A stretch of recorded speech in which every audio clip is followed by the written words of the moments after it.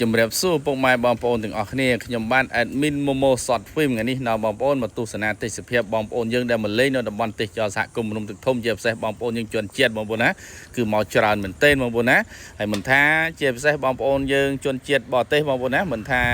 ថ្ងៃសៅរ៍ថ្ងៃច័ន្ទថ្ងៃអីគេអីទេបងគឺមកហោហែតែម្ដងប៉ុន្តែចំពោះបងប្អូនយើងប្រចាំមកលេងគឺថ្ងៃសៅរ៍អាទិត្យបងប្អូនណាហើយថ្ងៃណាក៏មានដែរបងប្អូនណាតំបន់ទេសចរសហគមន៍ភ្នំទឹកធំបងប្អូនណាហើយអញ្ចឹងបងប្អូនដែលចង់មកលេងទេសភាពបែបស្រុកច្រែបែបឆែនៅជាប់ព្រំដែនបងប្អូនណានេះបងឃើញជនជាតិបារាំងជនជាតិអង់គ្លេសគាត់មកលេងមកគាត់មកជិះទូកអញ្ចឹងបងប្អូនណាគាត់សួរគាត់ថាស្អាតណាកន្លែងនេះស្អាតមកមកហ្នឹងទេសភាពក្នុងអាងភ្នំជិះទូកជិះអីមកហឹងតែម្ដងបងប្អូនណាអញ្ចឹងទេសភាពដែលបងប្អូនចង់បានទេសភាពបែបនេះបងប្អូនមកតំបន់ទេសចរសហគមន៍ភ្នំទឹកធំបងប្អូនណាហើយនេះខ្ញុំនាំបងប្អូនទៅមើលក្នុងអាងបងប្អូនណាតោះបងប្អូនណាក្នុងអាងវារន្ធត់ព្រឺព្រួយវាស្រស់ស្អាតប៉ុន្មានបងប្អូនទៅទស្សនាជាមួយខ្ញុំបងប្អូនណាឥឡូវនេះគឺខ្ញុំជិះទូកទៅហើយបងប្អូនណាយើងចូលទៅក្នុងឡាងភ្នំតែម្ដងបងប្អូនឡាងភ្នំទឹកថ្លាដូចកញ្ចក់ឲ្យខៀវស្រងាត់តែម្ដង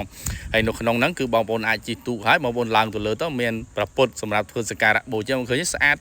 ថ្មបែងចែកជាផែនថ្មឲ្យរាប់ពាន់រាប់លានឆ្នាំទៅហើយភ្នំនេះបងប្អូនណាអញ្ចឹងហើយកន្លែងនេះគឺជាកន្លែងស័ក្តិសិទ្ធិមួយដែរបងស័ក្តិសិទ្ធិមែនទេតែម្ដងអញ្ចឹងបងប្អូនពុកម៉ែបងប្អូនយើងដែលប្រាថ្នាបន់ស្រន់សុំសេចក្តីសុខសេចក្តីចម្រើនស្មុគរបររស់ស៊ីចំណាយជួញដូរអីធ្វើអាជីវកម្មអីបងប្អូនមកកន្លែងហ្នឹងមកបងប្អូនណាអូស័ក្តិសិទ្ធិមកណាស់បងប្អូនហើយមើលថ្មទាំងផ្ទាំងបងប្អូនទាំងផ្ទាំង